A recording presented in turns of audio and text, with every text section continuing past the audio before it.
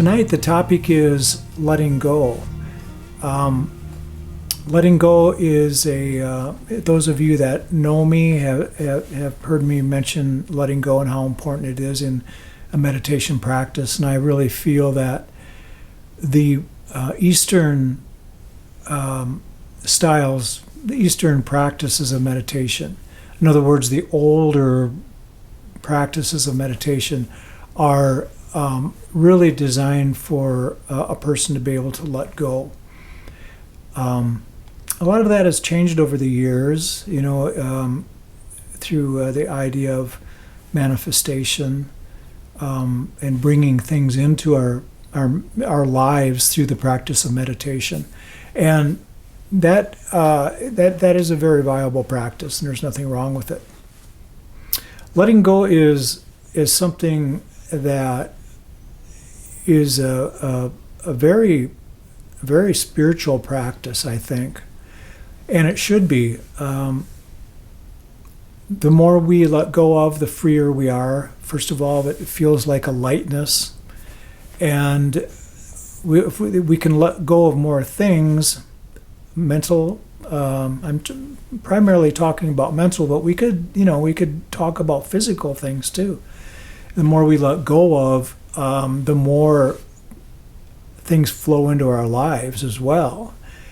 So a lot of this, you'll come to realize soon here that a lot of the idea of letting go is just an automatic thing that happens when we start investigating this idea of letting go, and I'll explain that as we go here. But so in essence, letting go, it happens naturally through a type of investigation that we do, and it can happen naturally in meditation as well if we do it properly. And I like to think that the meditation that we will do here tonight will be one of those proper ones, to allow us to look into the idea of letting go. First of all, what to let go of. What do we want to let go of? Is it something material? Is it something mental? These are usually the two things, the two areas. And of course, we know what it means to let go of something material. We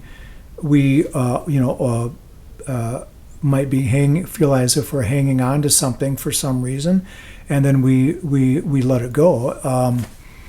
We could maybe a kind of a crazy analogy would be that we have a bird. We have a bird in our house, a bird's in a cage, and we decide to let it go. We kind of make a decision to do this, and then we carry out this decision, and we free the bird, from the cage. We take it outside and open up the cage, and the bird goes on its way. Hopefully, that it's a smart thing to do, where we recognize that the bird will survive in our environment, something like that. I have to be very careful. I don't want to get into trouble here and have everybody set their birds free.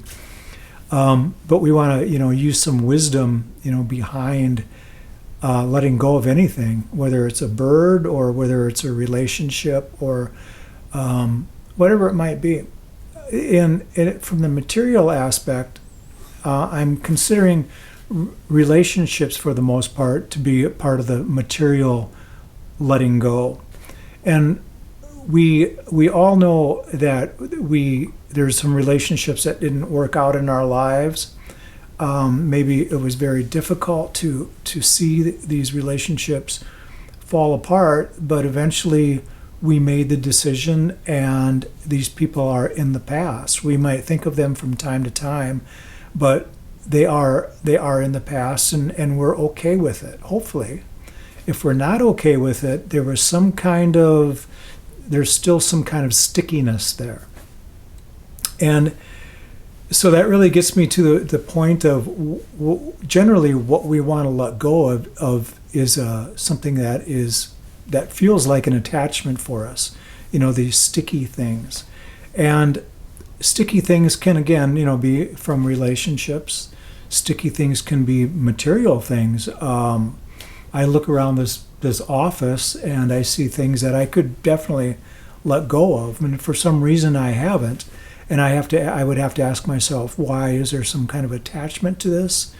Or is it just that I haven't got around to letting it go and clearing things up, And so material things aren't usually the question that people have as far as from a spiritual standpoint. The mental things are the things that people question quite a bit as far as how to let go, why should I let go, when do I know that it should be let go of, that type of thing. And these material things are generally classified as, I don't often like to use this word, but we often look at them as negatives, like a negative emotion or something that causes a negative feeling. And I'm going to talk about feelings here in a moment too. But if there's something in our life that we feel doesn't serve us anymore, it is probably, if we investigate it and it's causing some negativity in our life, it's probably time to get that lesson, learn that lesson, and investigate this situation to an extent that it can easily be let go of. And the way I describe it as that is because this letting go that we do isn't necessarily, and there's not necessarily an effort behind the actual letting go. The actual letting go happens on its own if we do this proper, I could call it a spiritual investigation into what we're trying to let go of, or what we're hoping to let go of, or even what we think might be causing this negativity in our life. Now, the interesting thing is that my background is Buddhism. I'm a Buddhist minister. I was a Buddhist monk for a while, and my teachers, nearly all of my teachers were Buddhist teachers. And one thing that I was really drawn to is something called the Anapanasati, which means mindfulness of breathing. And it's a teaching. It was actually a fairly short teaching by the Buddha about meditation. And funny thing, the Buddha didn't give a lot of instructions about meditation. He only gave a teaching called the Satipatthana, the four foundations of mindfulness, and also the Anapanasati, which is mindfulness of breathing. And Anapanasati is just a kind of a short version of the Satipatthana. But in the Anapanasati, this mindfulness of breathing, he asked his students, the monks, to first pay attention to the body, which we'll be doing all this in a moment here. But he said to use the body to calm the mind, and use the mind to calm the body. That means focusing on the breath, using the breath to calm things. And really, you can use any aspect of the body to calm the mind, and vice versa. Have the mind calm the body, and really, really work with this area. And then after that, he talked about feelings, and that's one thing I wanted to really address here. When he talked about feelings, he wasn't talking about emotions, interestingly. He was talking about more of a sensation in the body.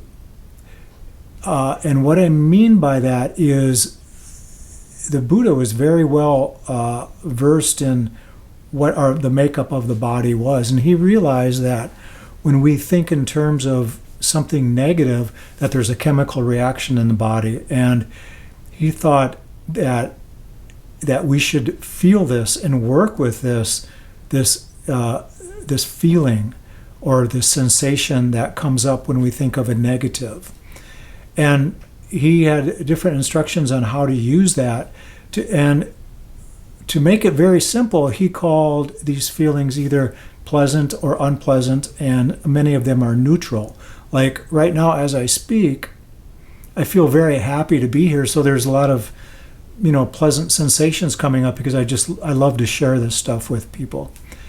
And But if I would start maybe stumbling over my words or something like that, I would feel some anxiety within me, and that could actually be like a negative or an unpleasant, feeling within me. But when I don't focus on any of this, there's a lot of neutral feelings that are happening. So everything in our world has a feeling connected to it. Everything that we see and smell and touch and taste, and everything that we think about has a feeling associated with it. Again, these feelings are not emotions, but sensations within the body, a chemical response to our world, our response to our world. This is all in the Anapanasati. Actually, I wrote, if you're interested, I'm not trying to sell anything here, but I wrote a book called Minding the Breath, and it talks all about this and the practice of mindfulness of breathing. And then the other categories, after he had people working with the body, the monks were working with the body in their meditation, and then he had them working with feelings, then he had them working with what he called mind states, or these emotions and these moods that are a part of being a human. And then he moved on to the dharmas, or the insight, and that's why we call it insight meditation. The truths that come up, and that was kind of more of a contemplative type of practice that the Buddha had the monks do. But let me back up here a little bit as far as feelings go. And these feelings are something that are very instrumental in our ability to investigate our situations in life to determine whether they should naturally be let go of. And I say naturally because if we do this properly, they fall away on their own, like many, many things in our life that have already fallen away. We can think back to maybe some relationships when we were younger. There's no possible way that we can stay connected with all the people in our lives. We can remember certain things about them, but we can't really fortify a relationship in such a way that some of them have to fall away. In other words, some of them have to be let go of, but it happened naturally, didn't it? I mean, when we think about it, it happened naturally. And the same way with any kind of trauma, any kind of negativity, the difficulty is that a lot of these things that we should be letting go of have been suppressed within the subconscious. And this is not Buddhist terminology. The Buddhists didn't talk about the subconscious or the conscious mind in regard to Sigmund Freud type of terminology, right? But he did in certain sutras say that, and when he was talking about mind states, that these things can settle in with the mind. Basically, we are what we think is something that, a message that he tried to get across. And if we think a lot of negativity, we will experience a negative life. And that's one of the more of the reason why we should let go of a lot of these things that we want, that should be let go of. Now, why are we having difficulties with these? If they're not suppressed within the subconscious and they come up out of the subconscious and we can clearly see these things, there are some reasons why they aren't falling away from our life. It's because for some reason we've either made a subconscious or a conscious determination that we want these things around.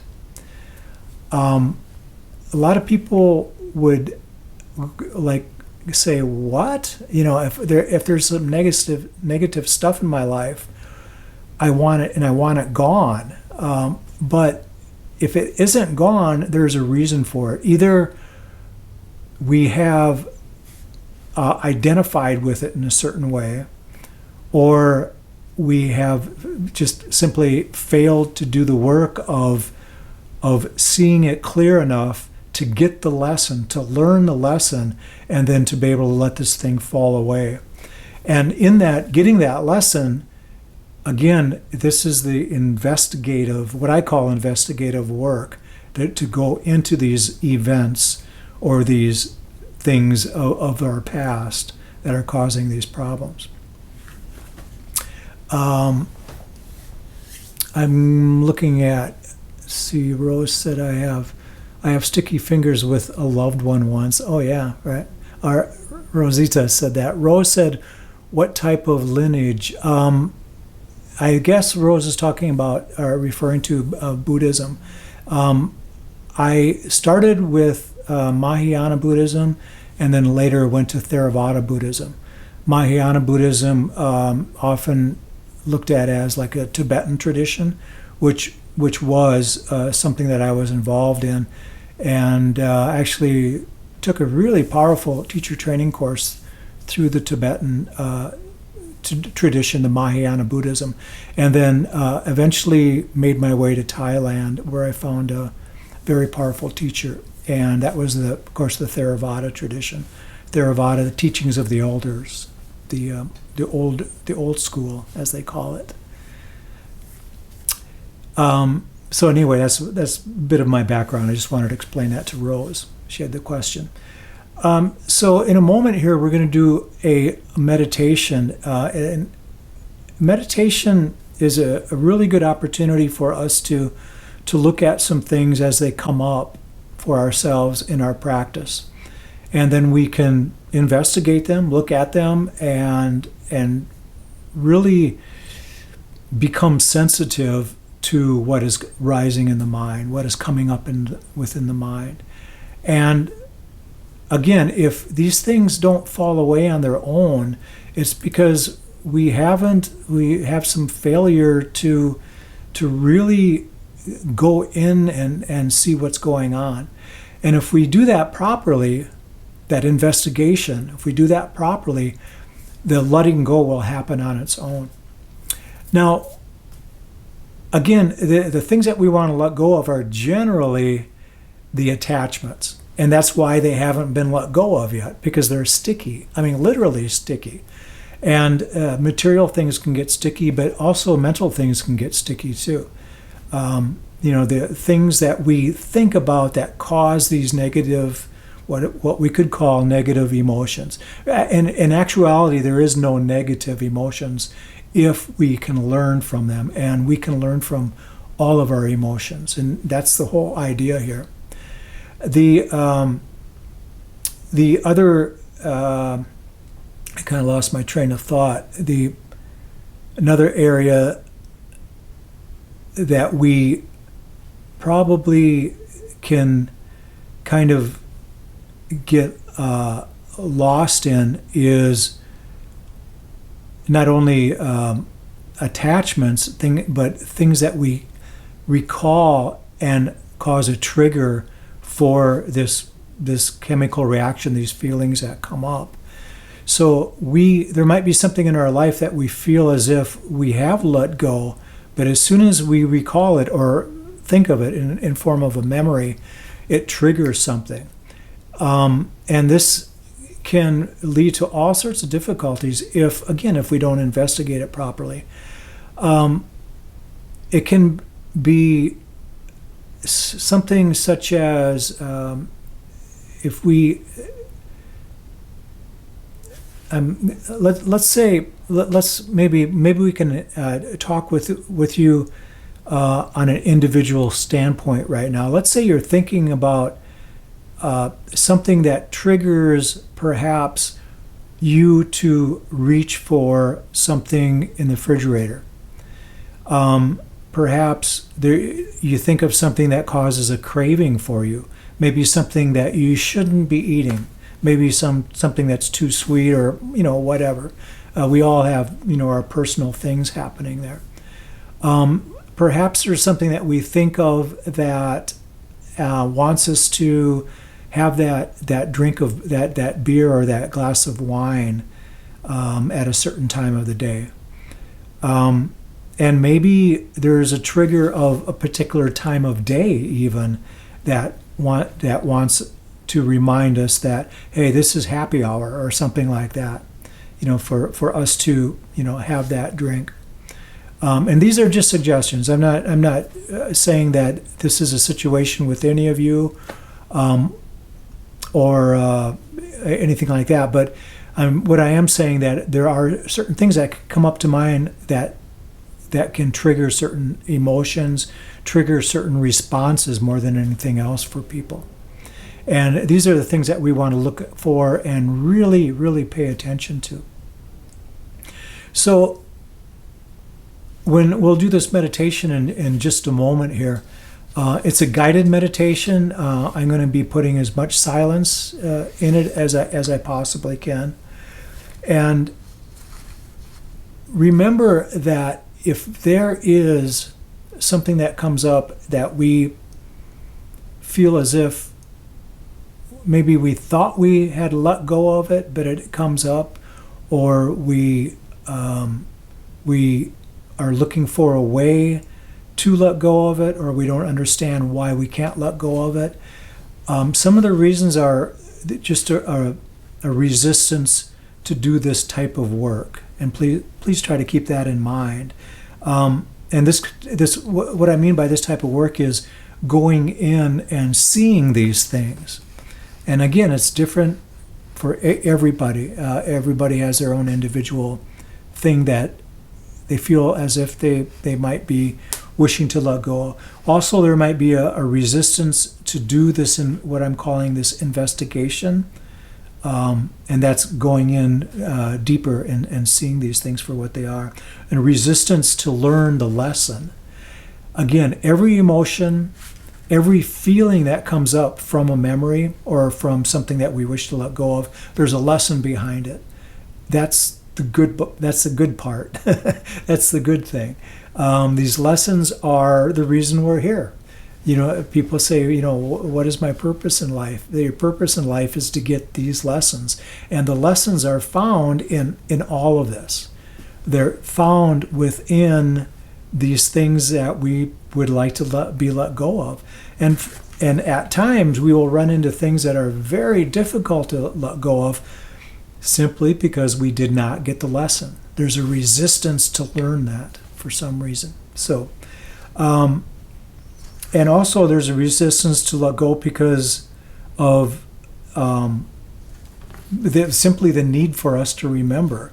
In other words, we need remembering because of this fight or flight response. Like somebody did harm to us, and if we forget that we feel as if we forget that incident, it could happen again, and then we will get hurt again. And that's a really big one, where there's some we could look at it as trauma or maybe almost near trauma, and it comes up. We can't let go of it because inside somehow, deep within, we feel as if if we forget that and let go of it, that information will be gone and it might happen again. So something to look at. And also a resistance to let go because of the need to remember in terms of remembering because of our preservation, but not necessarily our preservations, but the preservation of the ego. The ego oftentimes feels that it's very, very important to retain information that is just an overload for us. That is probably unnecessary. A lot of this is unnecessary. And if the ego feels as if it's losing its grip on us, it fights even harder, of course, for us to retain these things. So something could feel as if it's been, let me back up just a little bit. That's when we start looking at the suppression, the suppression of the ego, how these things become suppressed within the subconscious. And that's the ego doing its work, suppressing these things so that they are stored away. So they're really never let go of until they come up into our immediate view. We can work with them, investigate them, and then they can fall away on their own. So I suggest we do this meditation. Rose says, yes, hello, my old friend, resistance. I think it's universal. Yes, there is resistance. We're all familiar with it. we're all familiar with all of all of this information. My job is to put it out there as simply and cleanly as possible. And let's do the meditation, and then we'll see if there's anything. We'll try to save some time afterwards and see if anything comes up for us in the form of questions, and maybe there's something that we can work with together. So please make yourself comfortable, if you will.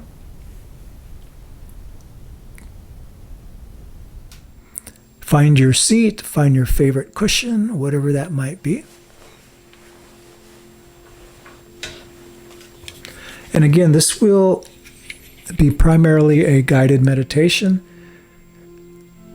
but I'm going to try to put as much silence into it as I possibly can.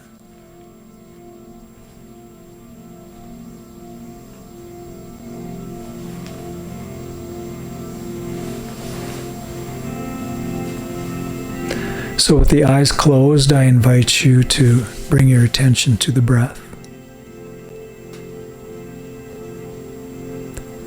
I like to use the breath to calm the mind, to calm the other aspect of the body. Focusing on the breath brings us into the present moment. And this present moment is where we have an opportunity to do some very enjoyable but sometimes deep work in our meditation practice. The only thing that we're trying to accumulate in this meditation is information. And particularly information from the past. And what we want to do, if we have a steady daily practice in meditation, is to use that meditation to clean the slate on a daily basis, if possible. The best way to keep something clean is to touch it up every day just a little bit, and then the dust does not accumulate. The dirt does not accumulate. Everything stays in order, and the mind is the same way. If we can spend just a few moments each day reviewing perhaps our past 24 hours and seeing what comes up, we can keep the slate clean, and this allows us to better work on the things that have been buried in the subconscious for years and years, and perhaps for lifetimes, many lifetimes in many cases.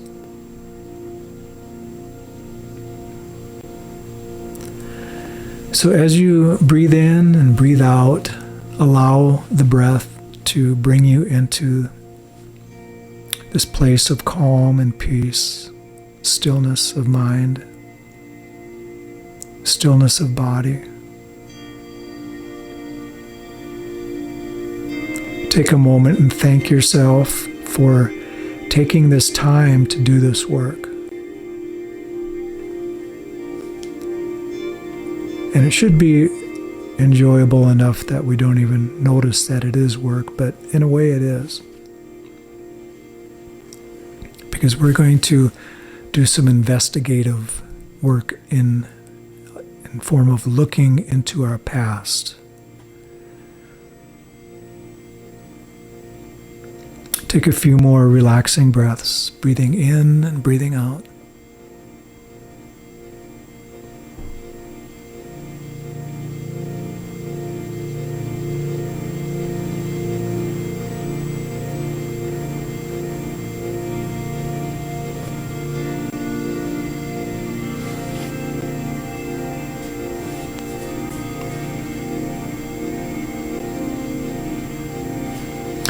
I invite you to think of how many times in the past 24 hours that you felt as if you were not in control and wanted to be.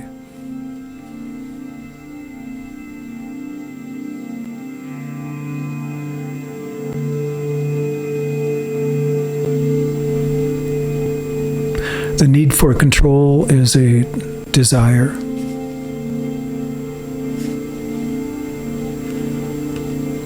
It's a desire for more out of life.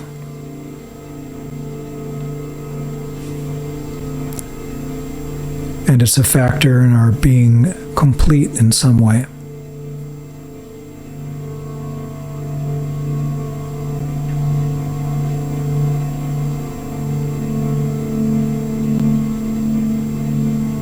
Think of the times you may have been fearful. Fear is a feeling of the lack of control of a future situation.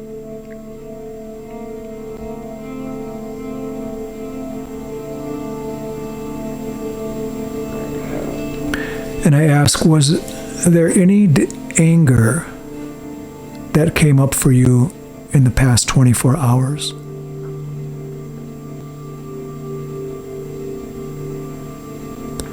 Now, anger is a resistance or lack of acceptance to a past situation.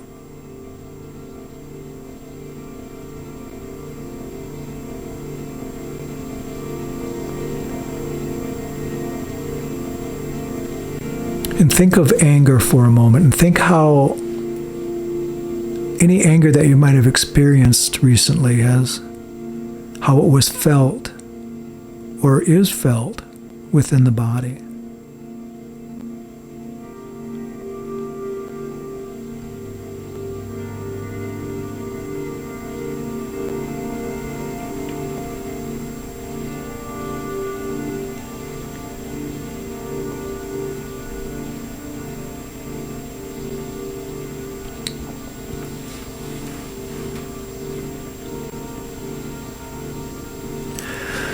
Was there a time in the past 24 hours that you wanted to do something but were unable to do so?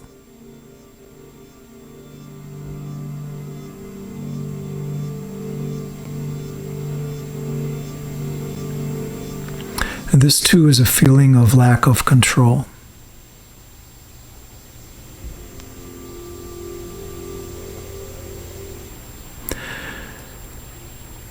Perhaps there was a situation where you wanted another person to do something in a particular way, but they didn't do it in the way you wished.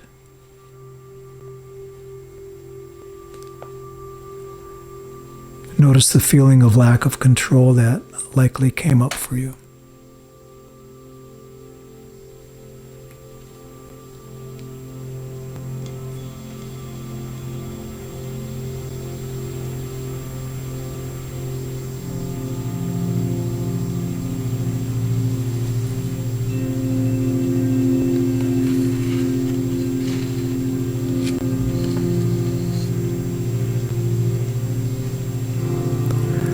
Now look back to see if there were any moments where you did not want to do something but had to. Or a moment when you did not want somebody else to do something but they did it.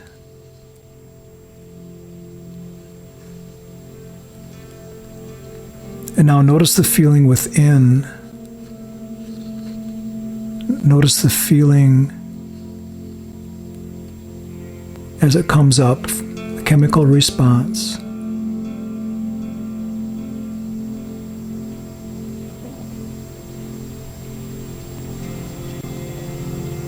And this feeling is a lack of loss of control, a stickiness,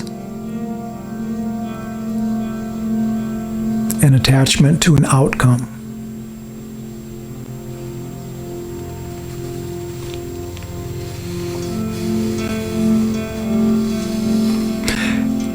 And I ask, can you accept and let go of this?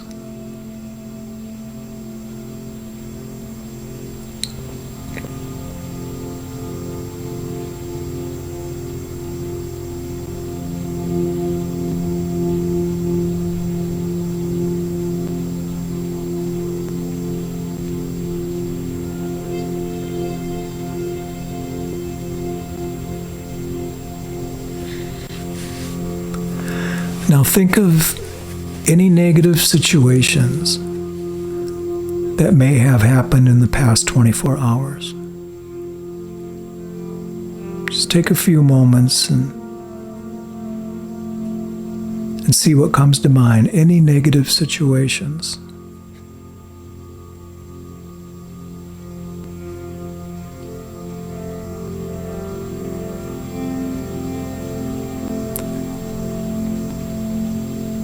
See if there's anything that arises in the mind, such as a negative memory.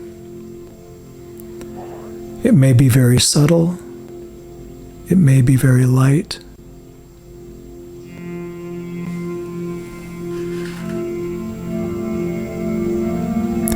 It could also feel very heavy and very prominent.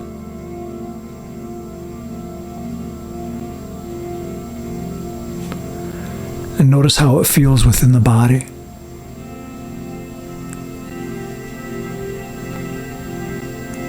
Can you feel the chemical response to the memory, the sensation?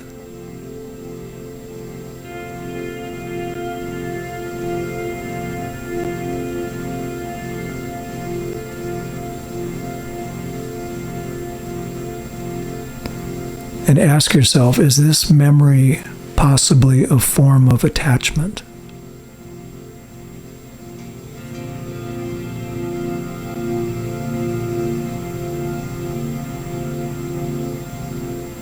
Can you let it go? Or have you let go of this memory, this emotion? Or are you still hanging on to it?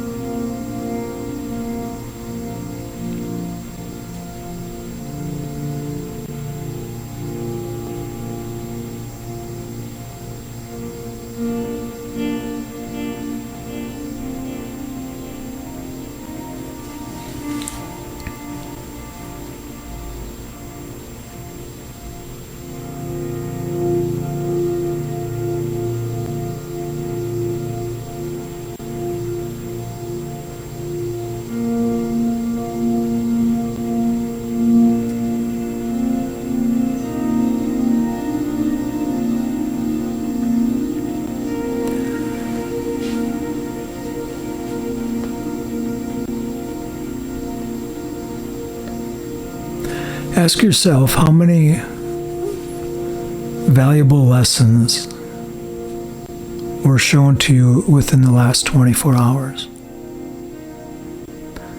Maybe lessons that you got, perhaps some lessons that were missed.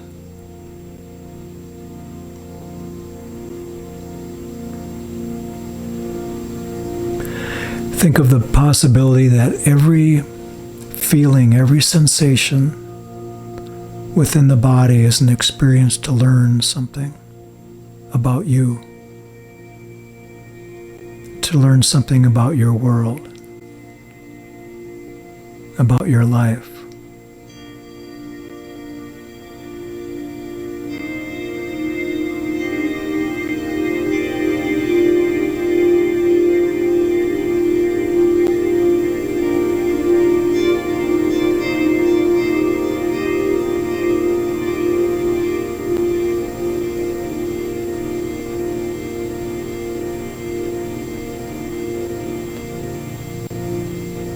Think of all the lessons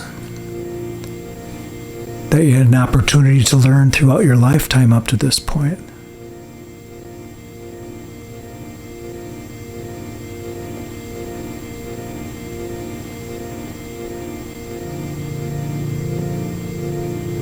How many lessons were learned and how many lessons were missed?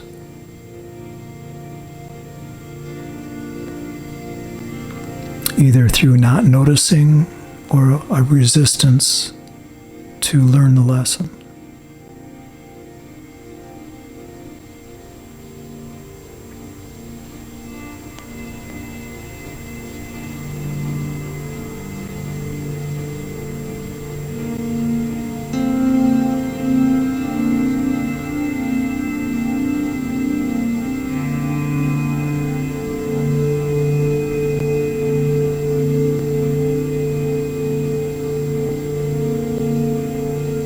think of the lessons that were learned and how these valuable memories and emotions served you and then silently slipped away, fell away on their own, causing no more difficulties, no more harm, no more pain.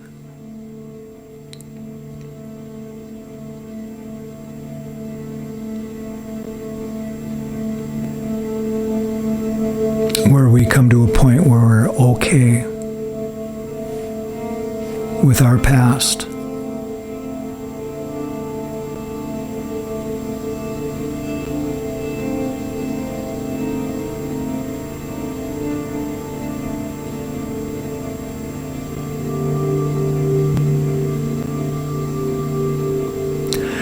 And ask, how would I feel now at this moment if I was to let go of all negativity from the past?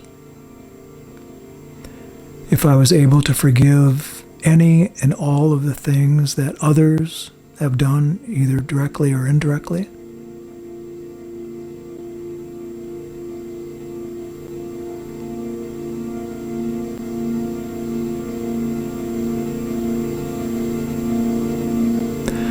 And how would I feel if I were to forgive myself for all of the negative memories and emotions that I have held on to, and all that I've put myself through even in the past 24 hours?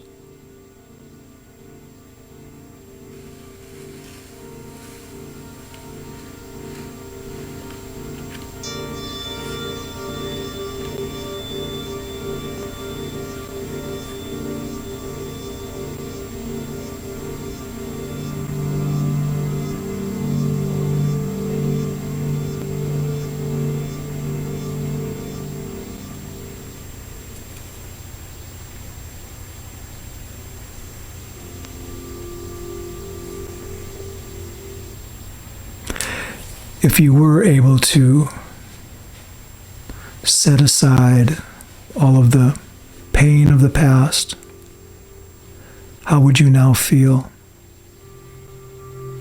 as a result of letting these things naturally fall away, for you allowing them to be let go of?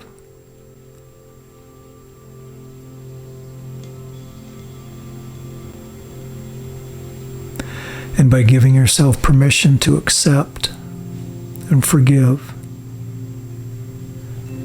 and let go of all negativity in this moment.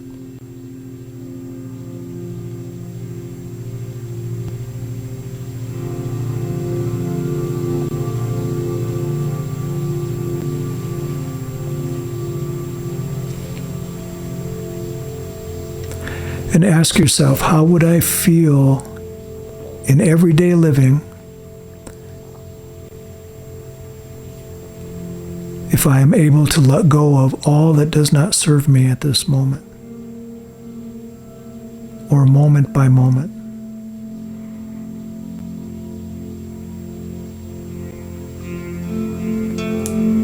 How would life be without the stickiness, the attachment of negativity?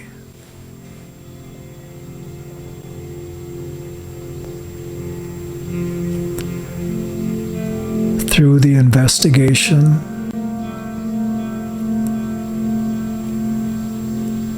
and the cleansing of forgiveness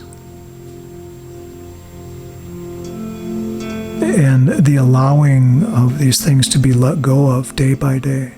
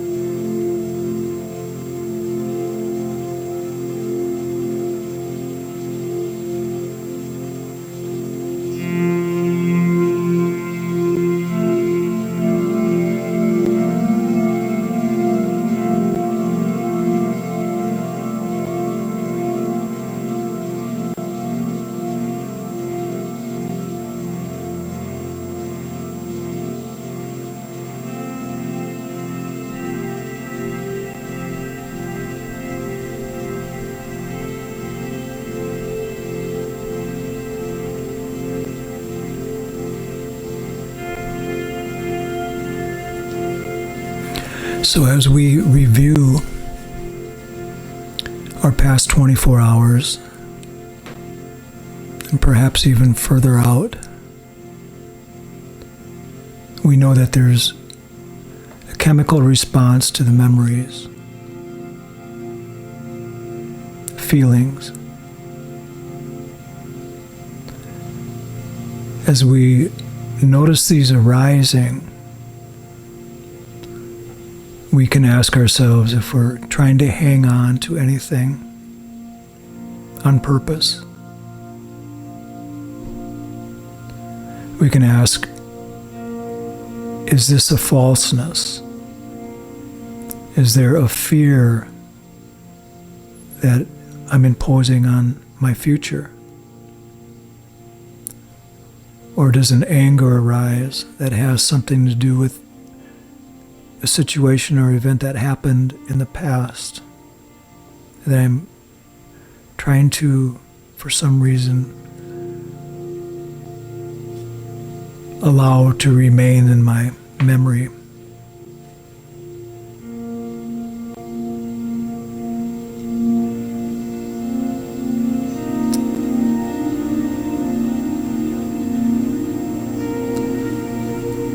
Does a memory or the recall of an event cause any kind of anxiety or discomfort in any way? And can that be accepted as a lesson? And if so, how does that feel?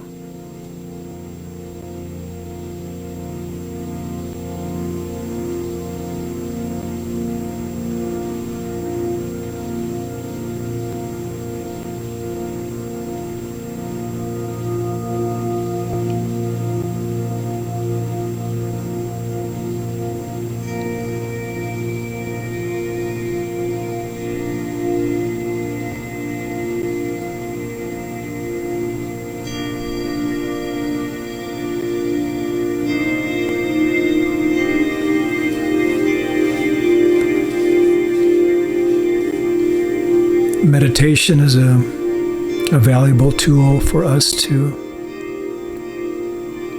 investigate these things that can cause difficulties in our life that can, in many cases, easily be set aside, allowed to be let go of.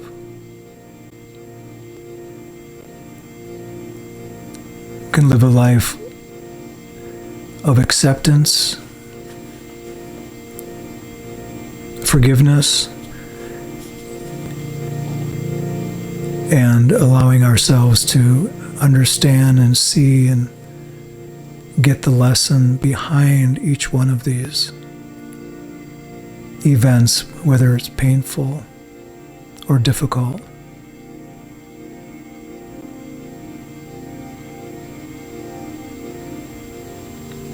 Allowing these things to let go on their own, effortlessly.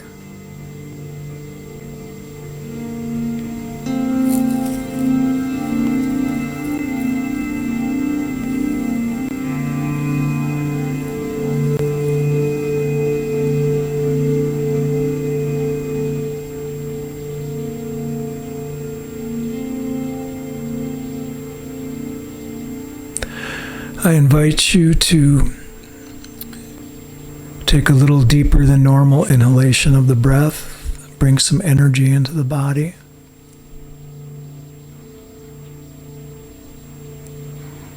Nice deep inhalation, slow exhale, bringing this meditation to a closure. Again, thank yourself for doing this work, as difficult or as enjoyable as it might be.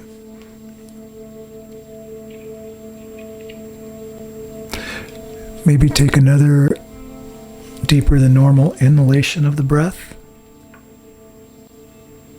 Bring yourself back to your room or wherever you might be.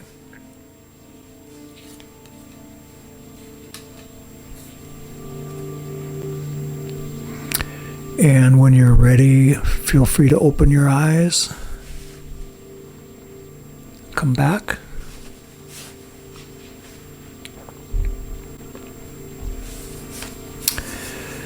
I wanted to give a little bit of time after the meditation to see if there's any questions or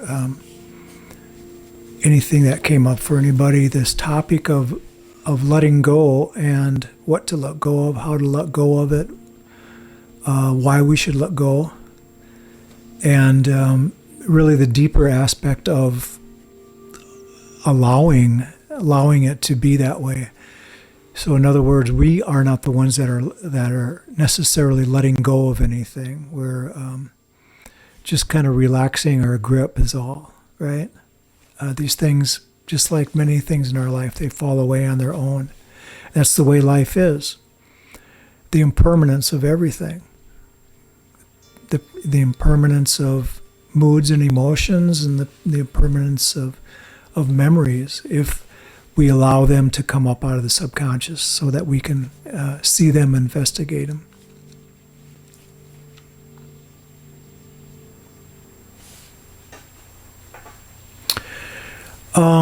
Let's see.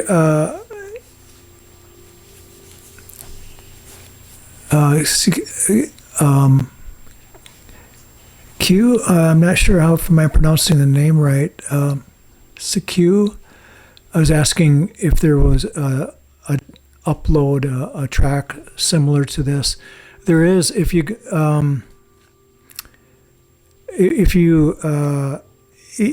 go to use my name and go to YouTube and look up something called Recall and Create.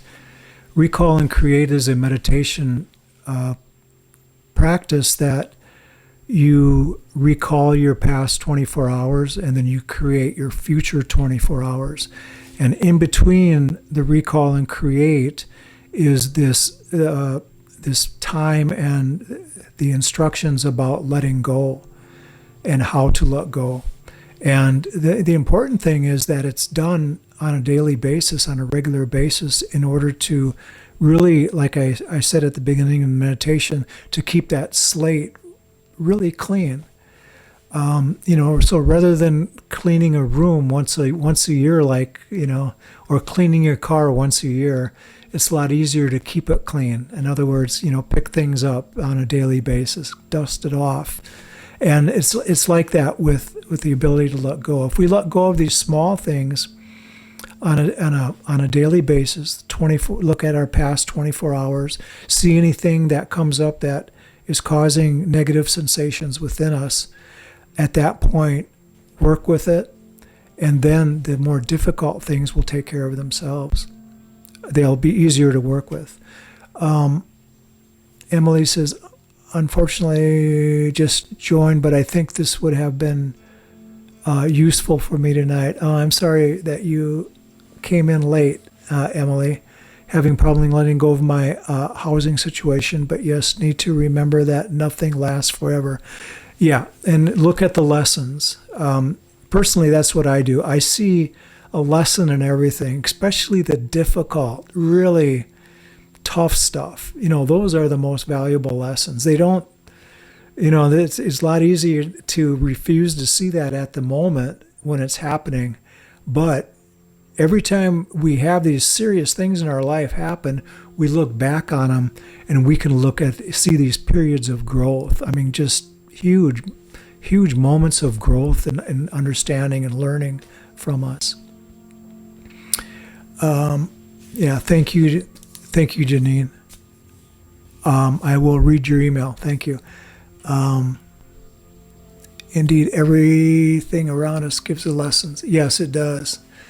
Emily had something else there. Yes, I was just thinking about journaling about the life lessons that I've been experiencing. Yeah, journaling is very, very powerful. To be honest, I haven't been doing it a lot lately, but oftentimes I'll have a pad next to me and journal after every meditation. Some of my students, I insist that they do that, and then we actually use that as part of the coaching with them at a later time. So journaling is very, very good. Yeah. Lessons in everything, lessons in moment by moment by moment. If something negative is happening, we can feel that within the body. It's not that we're trying to be very, totally empathic or anything like that, where it's going to be a problem, but we can feel this chemical response in our body to everything in our world. And if we start reading into that, we actually kind of start changing our vibration. And by doing so, we change our world, because we learn to do that investigative work. Well, that's what I call investigative work. And the reason I call it that is because we're diving a little bit deeper.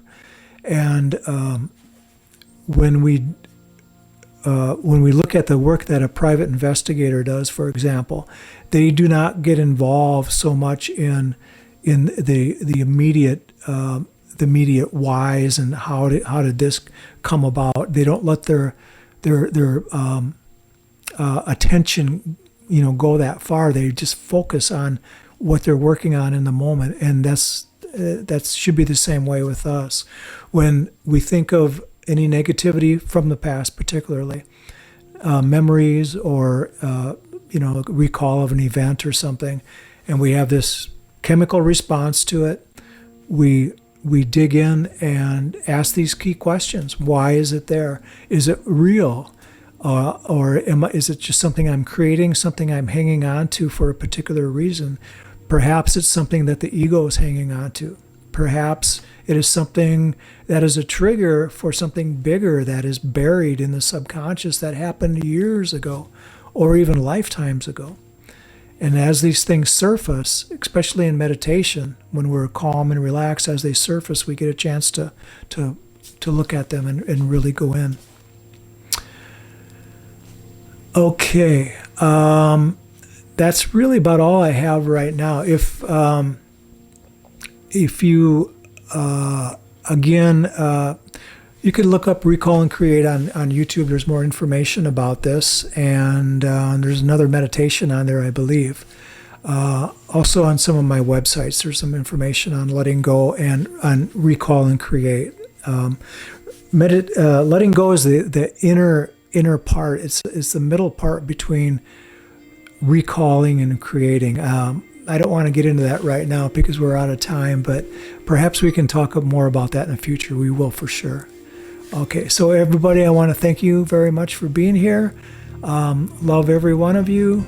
I want you to know that I'll be here next Wednesday. If I missed any donations from anybody, I appreciate it very much. All the donations go to the Meditation Learning Center. And thank you all for being here. I'll see you next week. Thank you.